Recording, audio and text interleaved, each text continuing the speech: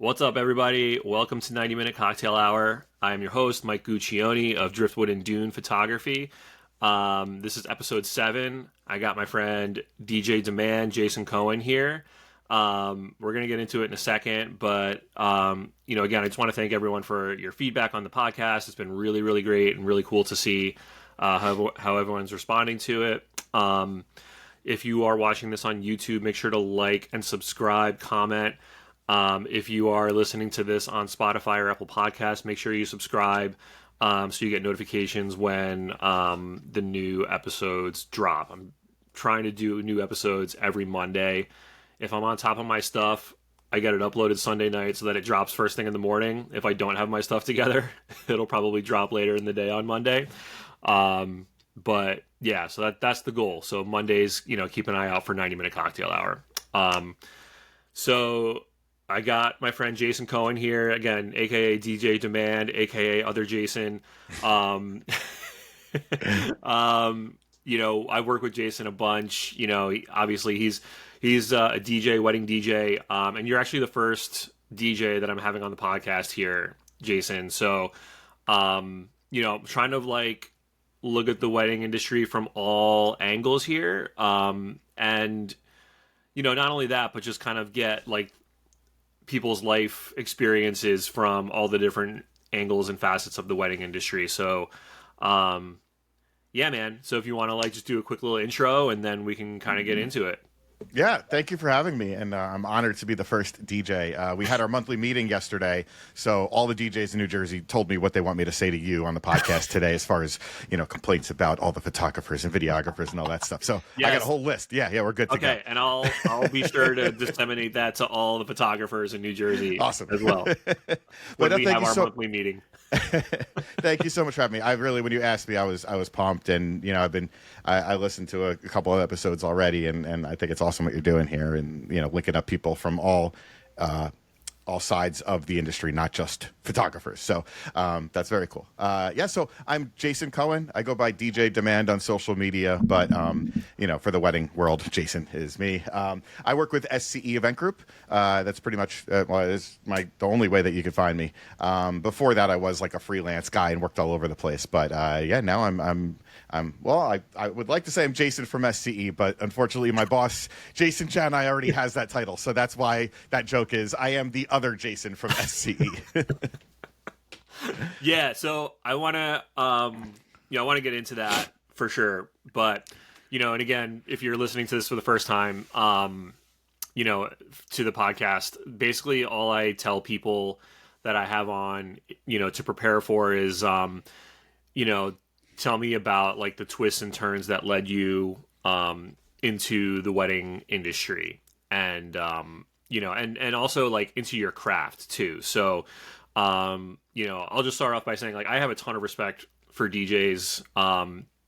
In another life, 20 years ago now, holy shit, I'm old. I owned a set of Technics. We might have talked about this. I owned a set of Technics 1200s, and was DJing house music on vinyl and invested. I wasn't making any money, but had a Pioneer DJ M600 mixer and was just it was awesome. So all that to say, I have a ton of respect for what you guys do. I know it's not just press and play, on a laptop. There's a lot of skill and practice and thought and intuition that goes into it. But before we get into all that, so why don't you tell me maybe late high school, where were you in terms of thinking about what your life, what you want to do, for a living, if DJing was on the radar at that point, what did that look like? What did that path look like? Yeah, high school is probably a good place to start. My mother was a music teacher. So I was always into music. I played the violin up until about high school when it wasn't cool to carry a violin case to school anymore. And then I stopped. And of course, now going back, I'm here I am in a career in music. I wish I continued with, musical instruments like that. But yeah, in high school, all my best friends were in a band. And I was into Wu-Tang Clan and Biggie Smalls and Tupac and like hip hop. So that was always the joke between me and my friends was like, they were like, oh, you should be a DJ. And I'm like, yeah, okay, whatever. And just never thought anything of it. It really wasn't till college that I went to Rutgers, Central Jersey guy, my whole life. I grew up in East Brunswick and then I went to New Brunswick, Rutgers, and now I'm still 10 minutes away from there. But it wasn't until I got into college and joined a fraternity that I started becoming friends with all the guys that were the DJs. And I started kind of hanging out with them, and they took me to parties and showed me how to spin records and how to play, music at parties and all that. And so hold on. I want to pause you for a second. So you found like a group of like DJs at Rutgers? Okay. Well, back then it wasn't as big of a group as now, because not to date myself, but we're not talking about computer age DJing here. So you actually did have to buy records, or if you wanted to do this. So there weren't many, but there was one guy in my fraternity who was really big into like house music and like whatever now is considered EDM. And I was fascinated because again I was like, oh, he's got a record player. Like I don't even know how to use this thing, that way. And then there was this other guy who his name's AQ, and he was the DJ for all of our parties, and he was the one that really trained me how to do all this stuff and got me interested in it. And then eventually, I just started doing it with him. So, but back then, it's like if my fraternity was having a party on Thursday and the one next door wanted to have one on Thursday, they were like, oh wait, we can't do that because our DJ is doing a party already. We have to do it the next day. So like there were like 5 DJs in the scene back then. Now, like every house has their own DJ, and everybody's DJ, all this stuff. This same thing where like anybody could buy a basic camera and call themselves a photographer. Anybody can buy a $200 controller and call themselves a DJ and download some music. So I'm going to pause you again. So maybe I'm a little like not. I don't know. So the school I went to didn't really have like a big fraternity scene. Yeah. So this is like fascinating to me that like all the frat houses actually had like an in-house like go-to DJ. Like, is that what you're telling me basically? Yeah, I mean, back then there were like probably 3 to 5 people there that were DJs in the area, and it was like either if you want to have a party, you had to have one of us be the DJ. Now I guess that makes sense, right? Because like they're like iPods weren't really a thing yet. Like maybe they were like just coming onto the scene. So like, there was no like hand me the aux cable like and just plug your phone in. Like it was, you needed someone to like play music. Yeah, I mean sometimes maybe you had dating myself Winamp with the visuals on the screen and stuff like that. Maybe that's how you would do a party, but somebody would still be there picking the music with all out. the different skins, right? Like you download like all the yep, this little screensaver looking visuals, but. That's the era we're going in. If you want to guess how old I am from that. Well, I mean, I think we're on the same we're on the same level. Yeah. Yeah. All right. Yeah. So I'm sorry. Go ahead.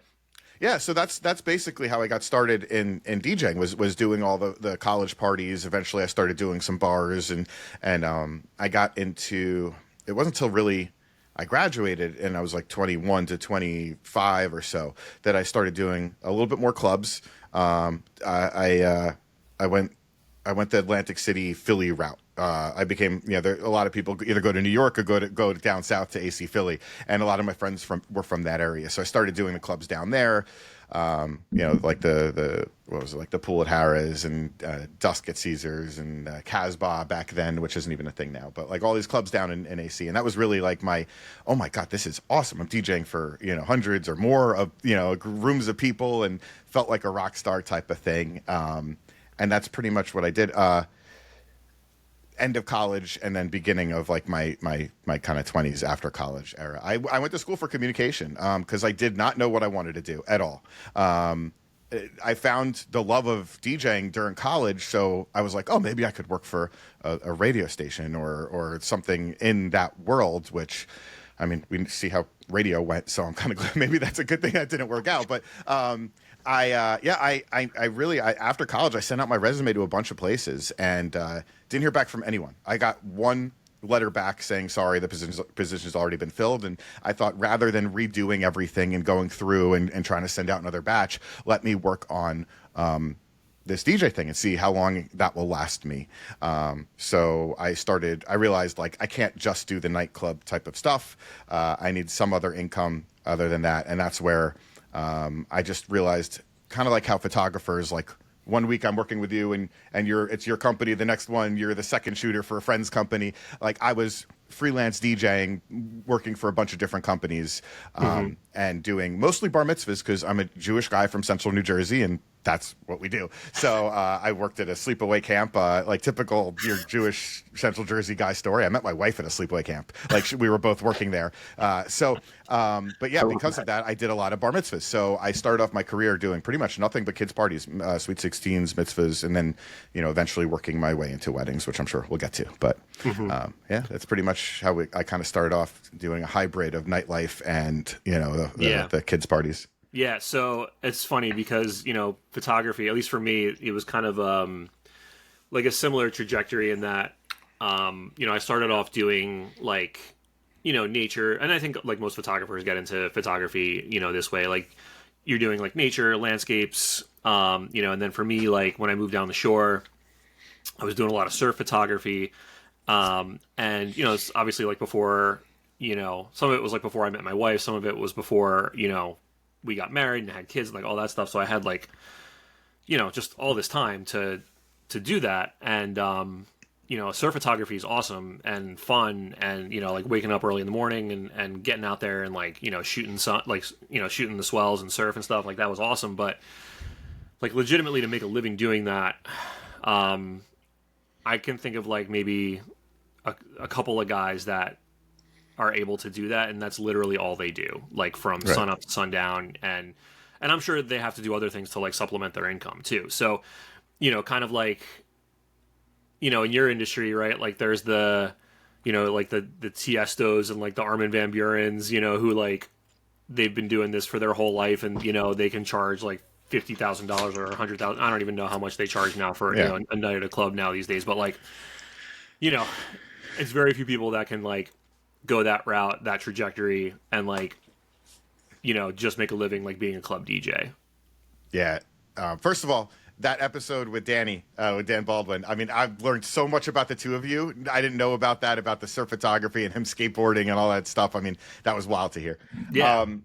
But yeah, you're absolutely right. I mean, even when I was doing it, I'm like, this is cool. I get to DJ at a nightclub and, free drinks and parties and all that type of fun stuff. But I was like, yeah, you can't make a career doing this. That's like being a garage band saying, we want to be the next, big MTV, Nirvana, whatever, back when again, dating myself when I was a kid. But, yeah, I never really thought that, basically the way that I always looked at it was this. I was DJing at one of the big bars at Rutgers, Old Queen's Tavern. I was there forever. I'm actually wearing this shirt right now. I just nice. But one of my best friends when I was DJing back there, and we're still very close, is my good friend Eddie. He goes by DJ Nine, and he's the one that kind of got me into the whole Atlantic City scene and introduced me to like the bigger nightlife than just like college bar scene. And he was the guy that was DJing at the clubs, and then on his nights off was going to the clubs to network and hear the new music and all that stuff. And I feel like the two of us were like kind of going like this, well, for the audio, like we were going straight at the same path. And then all of a sudden we came to like this split in the path, and it's like, okay, do I want to be a nightclub DJ and put my all into it and go out 7 days a week, whether I'm working or networking, and just be at the club and that's my world? Or do I want to make a career, a more, I guess, steady career out of this and do the private parties? I chose the private parties. My buddy Nine chose the nightlife world. And I'm like, well, good luck, but you're on your own. Fast forward to now, and he's on tour with Paulie DJ, flying around the world. He's the Phillies DJ. He's on the radio. He's like the rock star. He's the one that made it. Yeah, yeah. And I'm looking at him. I'm like, oh my god, like he's. I mean, he did everything right. Like he was just, you could have those breaks, but you have to be ready for it. And he was, man. Every time, like, he was put in a place where eyes were on him, he killed that set. He did everything right. He's a personable guy. He's a great DJ. So it's just so funny, like, watching us now, and we still get together every once in a while. At least we talk once in a while because he's always flying. It's funny. I'm like, hey, I'm finally going to Vegas. Are you and Paulie in Vegas? He's like, no, we're actually going to be in like Canada this week or whatever. He's all over the place, literally flying 3 times a week. But it's just so crazy seeing like how we both started at this place and and we're both, I like to consider very successful at what we're doing in very different worlds. Yeah. And he made it to the top of doing that. And, for me, I again, fast forwarding, eventually found my spot here doing weddings and with SCE, which, I'm couldn't be happier with. So, Yeah. So, it's funny you talk about like the different kinds of success, right? I would imagine doing weddings and playing, like a nightclub could be like really exciting and fulfilling in like completely different ways, right? well, Like, yeah. like throwing down at a wedding and getting to provide like a soundtrack to like the best day of someone's life. For like, maybe, 150 people on a dance floor, and out of that, like, how many are actually like dancing, like maybe, hopefully 80 to 100, or hopefully all of them, but versus like a nightclub where you have, maybe like 500 to 1,000 people, but like you don't have the same connection to those people. Exactly. The people at the wedding, like, you are connected to that couple. You've talked to them, you've had, conversations with them, and how important the day is for them. Yeah. Oh, I have no regrets as far as that decision went. I mean, you pretty much nailed it. While it was thrilling to DJ in front of all those people and feel like a rock star, and you have the big screens behind you and the lights and everything. No, nothing beats knowing that this is the most important day of somebody's life. And, you had a big part of that. We're providing the soundtrack. We are meeting with them ahead of time. We're nailing every single name on the intros and then doing the dances exactly what they wanted to and going above and beyond. They want to do a surprise dance with dad or something like that. And I'm able to take the production background that I can do and do all that stuff ahead of time. I mean, the connecting with the couples is something that you just don't get in the nightlife world. And I didn't even get it in the bar mitzvah world, really. When I was doing bar mitzvahs and sweet 16s, it was a different type of formula. You had your MC, the DJ, the dancers. It was such a bigger machine with all of that. And the family would first meet with the owner of the company, and then the MC was the face of the company, and that's what mattered the most. If we killed it at a bar mitzvah or sweet 16, they don't come up to me and they're like, "Oh my God, the music was great." They go up to the guy who was on the microphone the whole time, and they're like, "You were the best." And I'm looking at him like, "You spoke for 5 minutes. You didn't do anything." But obviously, it's different with weddings, and the way that we do weddings, especially. So that was the thing. For years, I was content just working for other companies, doing some of my own parties, but never. I hated the mic. I never wanted to touch the microphone.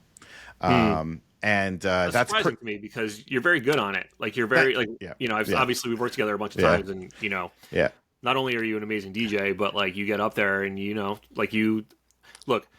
I have a lot of respect for DJs, like I said, but like doing intros, like that's really freaking hard. Oh yeah, no, it's so nerve-wracking. I mean, every time, and not because I don't think I could do it, just because you don't want to mess it up. It's so important. But I that's something I had to grow into and I had to learn, and I didn't really learn until I came to this company because I didn't have to. I spent 15 years watching some of the best MCs and some of the worst MCs do this job. And the whole time I was kind of taking notes of like, okay, I like what this person did. I would skip that if I was the one talking. Like, I can't believe you actually said that into a microphone. That doesn't work. But like back and forth, I would be like, okay, I like this. I don't like this. And I was comfortable doing it. I didn't like talking on the mic, so I was just comfortable just being the DJ. And then eventually, it just got to a point where I'm like, I'm done with the kids' parties. I'm a little bit over this, and I never wanted to have my own company where I have people working under me, and that really wasn't a goal of mine. But I did want to be able to say, I am with this one company, and I represent it 100%. This is all me, and that's it. So back in 2017, 2018, I started talking to Jason Janai from SCE, and that's where he basically said, I think that our formula might work out a little bit better because while SCE is a big company and there's like, I don't know, 12 guys or so, like just like me, it's almost like we each have our own franchise under this company where I'm talking to the couples. I have my own staff. I own my own equipment, and I'm basically I'm handling most of what's going on from the sale until the day of the party. Now, he said the biggest thing holding me back was I said, I don't MC. So I was like, can I bring an MC with me? He goes, no, you're going to MC. You'll be fine. And he's really the one that kind of like, got me into like convinced me like you've been seeing this for years. You know what to do. And don't get me wrong. It's like I never spoke on a mic. I mean, I used to DJ I used to do it was called the Block R Party. It was the tailgate for all the Rutgers football games, and we're right outside the stadium. There's like bands to play, and in between the bands, I would go DJ for a little bit. But more importantly, I'd be like throwing out T-shirts, doing trivia contests, things like that. And like I wasn't even realizing it because I'm just looking in front of me, but I'm like, there's like 30 to 50,000 people that are walking into the stadium that hear my voice at some point, not all at the same time, but I'm right in front of the stadium. And it was, he kind of showed me, he's like, hey, you're doing this already, like for way more people. Like now you just have to do it for a room of 150 people. He's the one that kind of really showed me, like, look, you could do this. And it doesn't have to be that. I really stayed away from the whole kids party mentality of like put your hands up in the air, like clap that hand. Like it's not that type of party. They're coming in couples, they're going to be drinking, they know it's going to be a fun time. So because of that, I can kind of lay back a little bit. And I kind of my intros, like even from other people in my company, Jeff Scott Gould is the smallest guy with the biggest personality you'll ever meet, right? And he could go out there and just riff and just talk, and he's on the microphone but talking to grandma, and everybody's listening to the conversation, and it works for him. For me, I'm like, I could never ever do that. Like I'm very formal. I just kind of quick to the point. Let's get going with the intros. I say a little something and then move it on. Again, I've by picking and choosing and seeing I like what this person does and what this one does and all that, I was able to kind of create my own MC personality very quickly, like within the first year of being at SCE. And now I enjoy talking on the mic. I really do. I once the formalities are done, I shut up and I let the music do the talking for sure. You don't hear me talking much during the actual dancing of the party, but I really like the beginning part of that party now. I realize the thing that was missing was it gives the room a chance to get to know who I am just very quickly. Oh, that's the guy that's going to be DJing. That's the guy that we're going to be rocking with tonight, as opposed to before where I was just looked at as like a tech guy that's in the background who knows what he's doing. He's just pressing buttons back there. So that's kind of how I evolved into the MC part of this. And the way that SCE does things, for anybody that doesn't know, that hasn't worked with us before, is instead of an MC DJ, it's event host, which we call ourselves, and then an assistant. So basically for the first 20 minutes of the reception, when we're doing intros and formalities, I'm the MC and my assistant is the DJ. And then after that's done, then we switch. Now I'm the DJ for the rest of the party, and my assistant is there to back me up, to run lighting, to take some photos for our screens, to talk to you guys and let you know, hey, we're about to do something. So it's still a two-person team, but now I have full control over the microphone and the music, which I definitely like a lot better. Yeah, and I gotta say, like, I really, anytime I see, you obviously, but like any of the guys from SCE, whether it's Jeff or Nick or, Obando, any of those guys, like, I know it's going to be a good night. I know, like, the music's going to be great. Like, all of you guys have personality, but you can also, like, throw down, and I love, like, and I feel like, obviously there's little nuances, differences between all of you, but I really love the fact that, like, I know that I'm not just going to hear, like, the original mix of, like, every single song. Like I know I'm going to hear some like mashups. I'm going to hear some like remixes. I'm going to hear songs that, that I know in like a different way. So like that makes it interesting for me too, right? So like as a photographer, one of the things I really try to keep at the front of the mind, that this is like, again, one of the most important days for this couple, right? Like they're only doing this hopefully once in their life. And like, so everything is like fresh and like new and exciting for them, right? And the one thing I think for photographers that can get like a little stale is like the reception, right? Because you're hearing like the same style of intro like over and over again. You're hearing like a lot of the same songs over and over again. So like I love when I work with DJs who like, they get in, they like do their intro thing, they do it well, they get people engaged, they get people excited, but then like, all right, like let's get into the night, like let's not like drag this out, like let's get into the night, let's like either get into the dancing, get into the formalities, like get in, like let's do it, so like that makes it like like that's the experience that I feel like if I was, if I had to do it over again, if I was getting married, like that's the experience that I would want, right? Like someone who is personable, but is not just gonna like, this is like, it's not a stand-up set, like, Yeah. like you're there to like introduce yourself, build a little rapport and like introduce people, Yeah.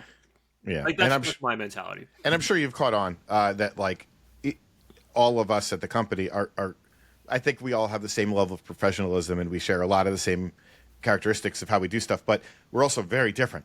And Jeff does mix faster and play more remixes than let's say I would, or does talk like he's a little bit more vocal on the microphone during the sets Right. than I am, or something like that. So we're all a little bit different, and that's what's great is the couples get to look and pick who they want, who think is the best fit, not necessarily who's the best, but who's the best fit for them.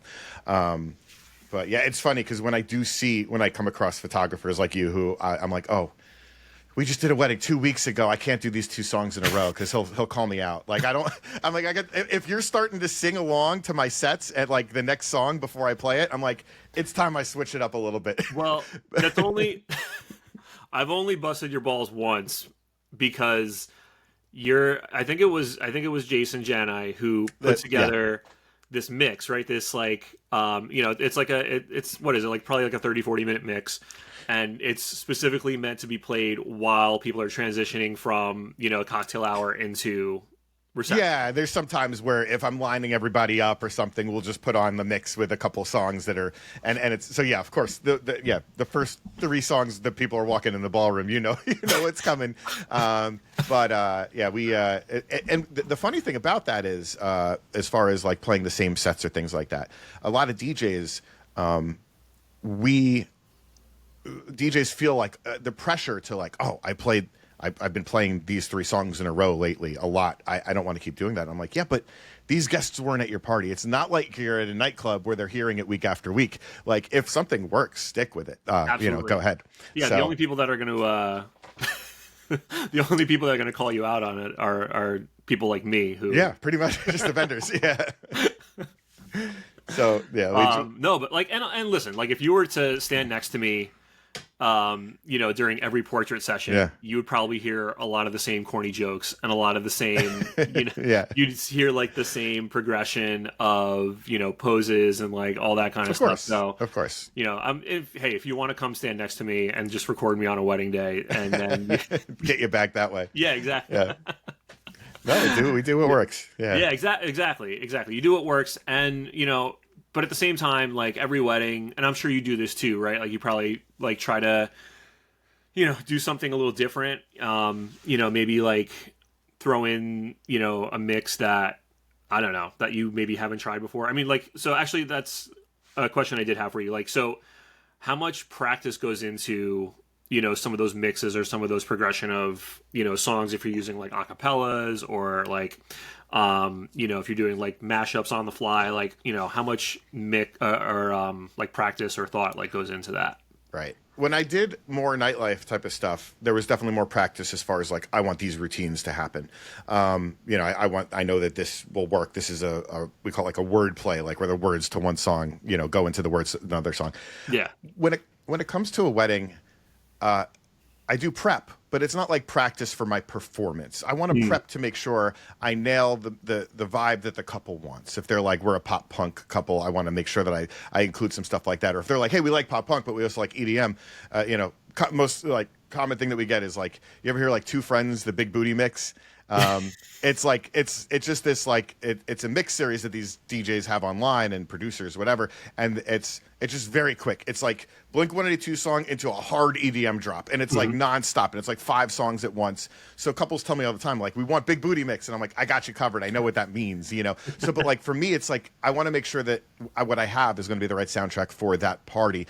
As far as like the showing off and the acapellas and the actual transitions, I don't.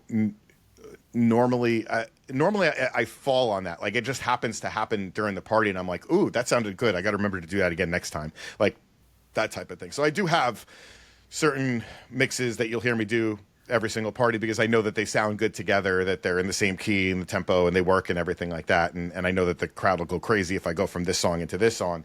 But I don't really try to plan too much for that. There's this big debate about social media and reels.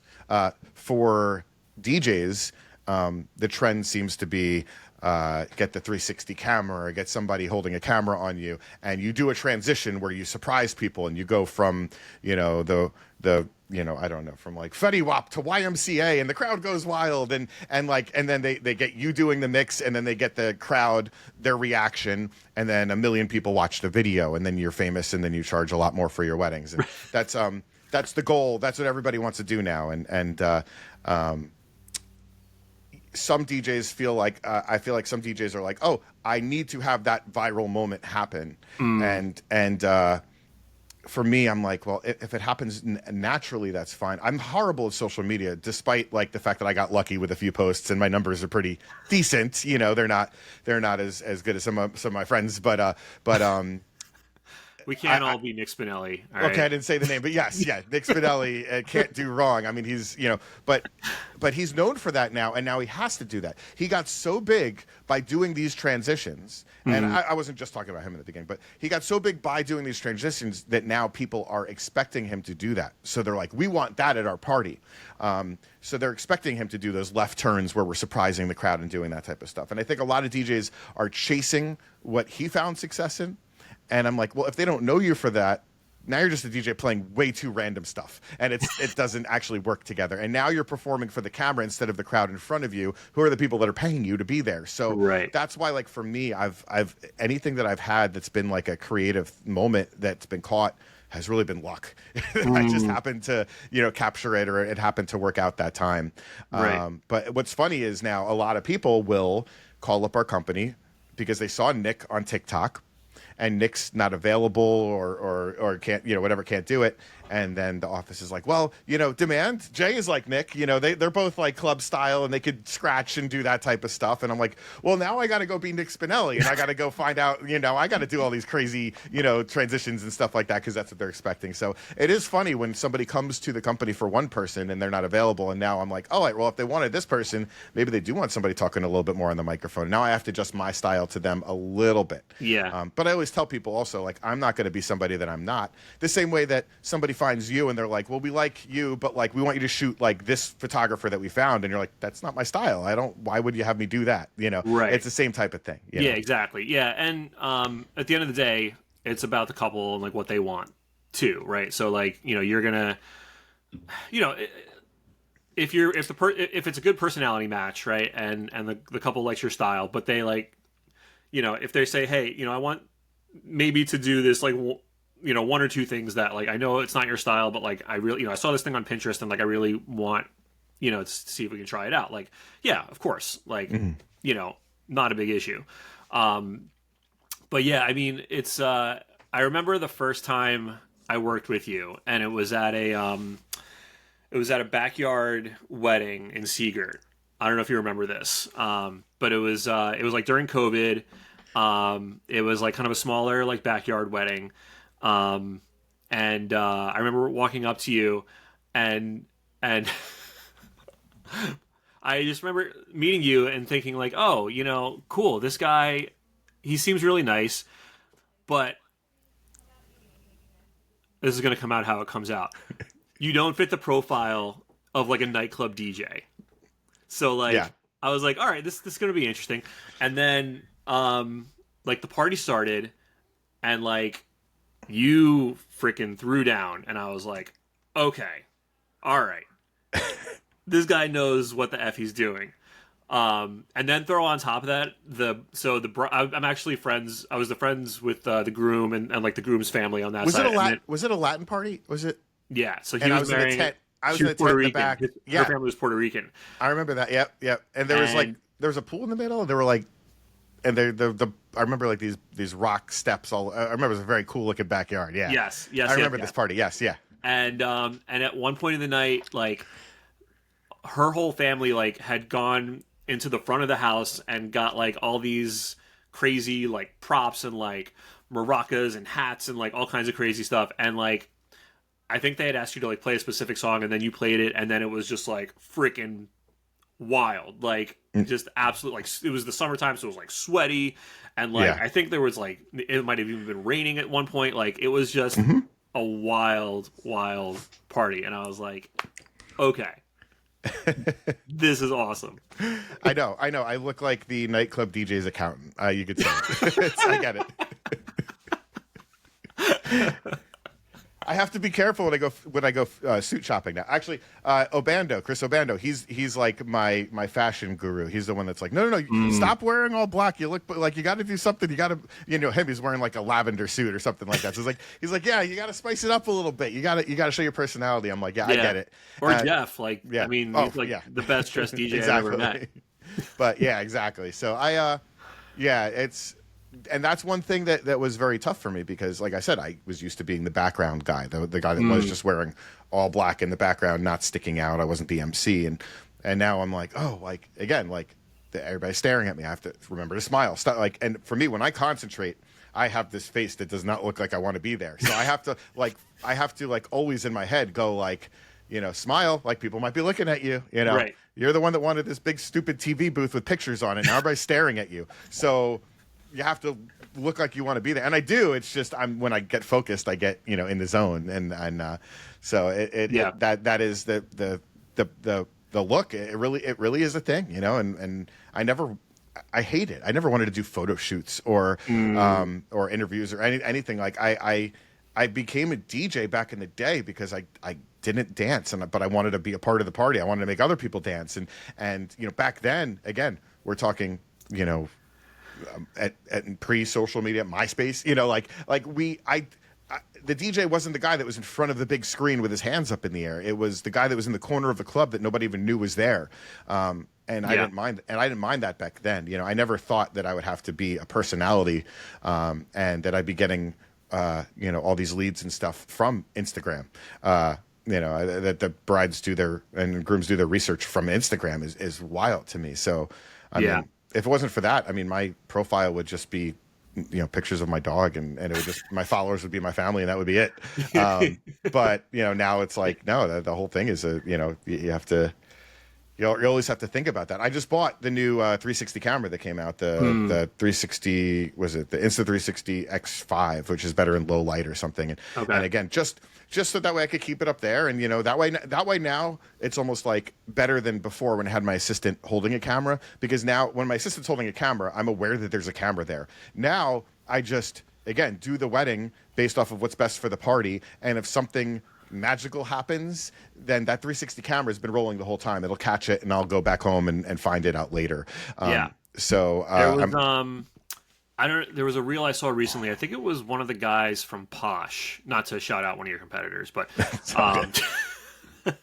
but he had like one of those Insta 360 cameras set up, he's like doing his thing, and it's like a great party, and then all of a sudden like power goes out, and the camera keeps I did rolling. see this. Somebody just sent this to me. Yeah, and without missing a beat, the crowd like starts singing the chorus to the song, and they're all just like they keep rocking out on the dance floor, singing the chorus. They're still dancing.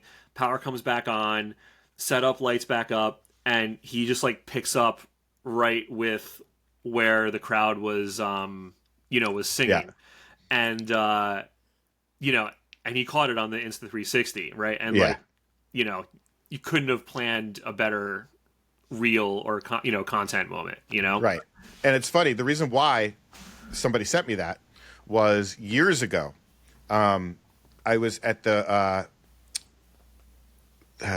Shrewsbury Shadowbrook before it got redone and all of that.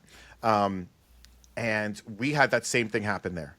And I had a GoPro camera up at the time, and it's actually on my YouTube. It's from over 10 years ago, I think.